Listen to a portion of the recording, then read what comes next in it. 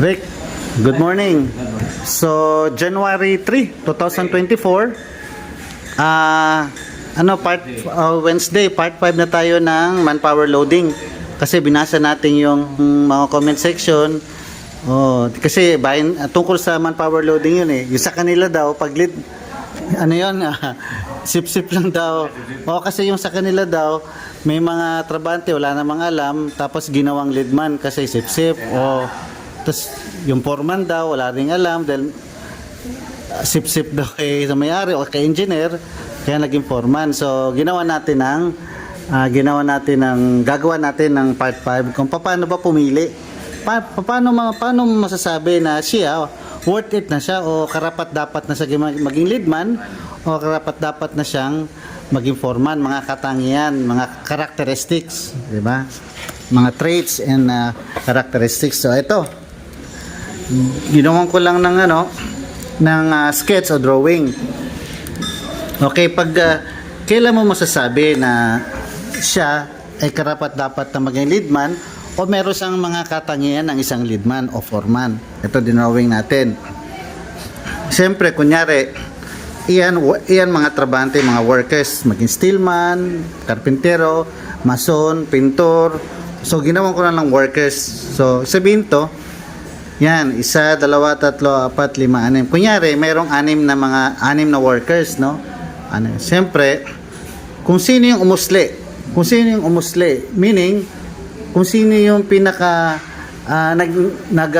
nag-excel sa trabaho.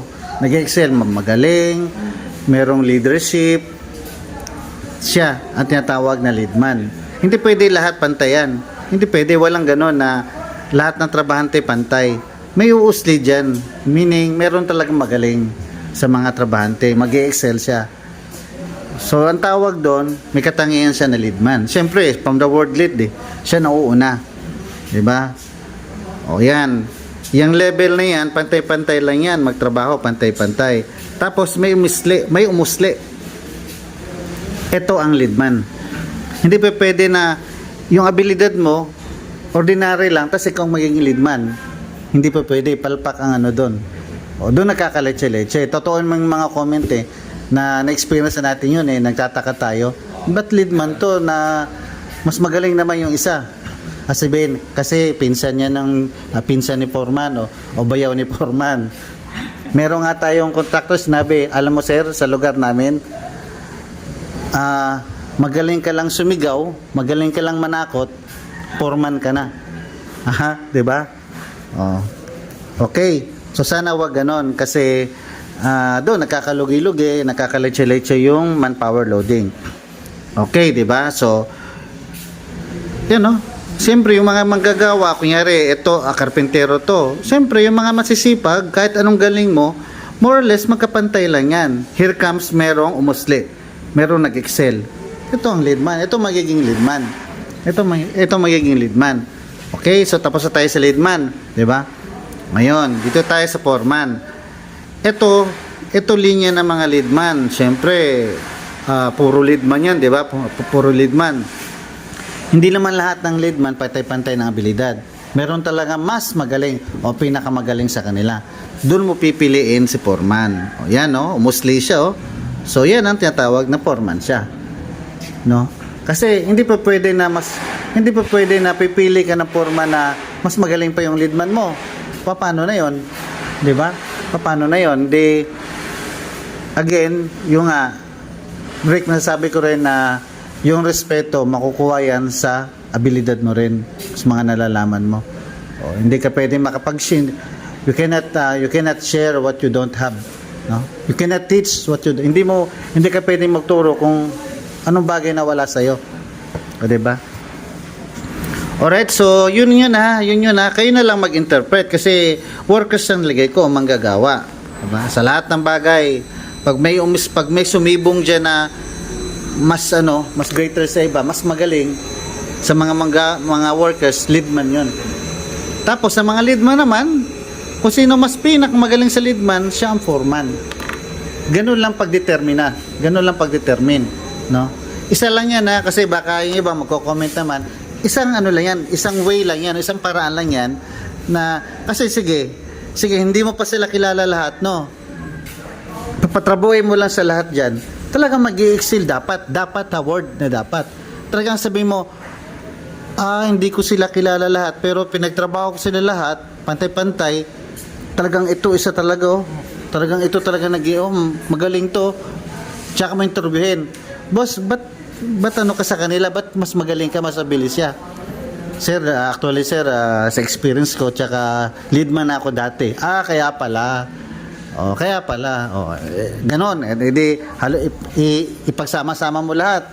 Yung mga leadman naman, mga leadman. Tapos, sikreto lang ba na hindi mo alam kung sinong foreman. Pagtrabuhin mo lahat.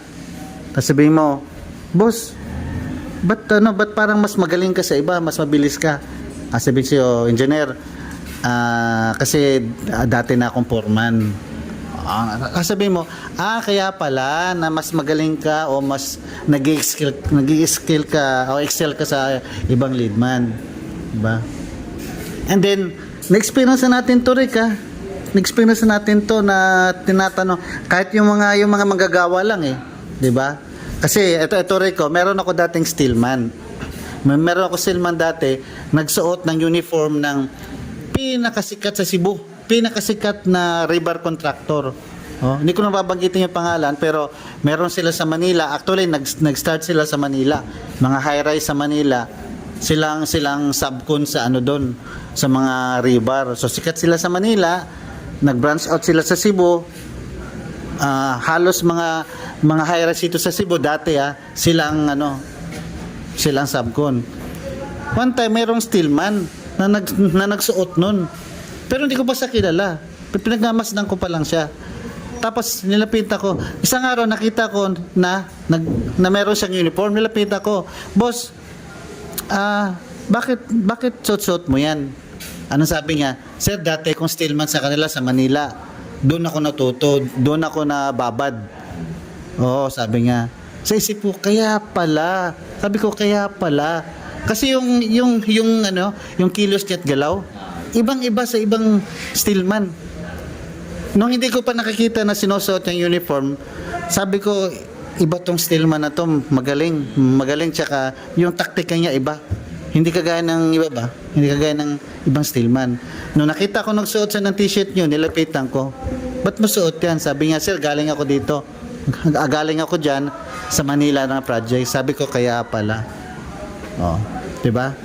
So yun ang natin na experience natin na kung paano. Tapos pagka hindi ganon, pag mali, ayun, baguhin nyo na. Kasi malilate siya kung contractor kayo, subcon kayo, malulugi kayo talaga niyan. Diba? So yun lang ang i-share natin sa mga komentaryo. Tapos tingnan natin kung ano pang comments nila. Hayaan lang natin. Oo. At least nakaka-interaction. Okay? Sharing of learnings tayo. Okay? Sige, Rick, yun lang muna, Rick, Sige, bye-bye.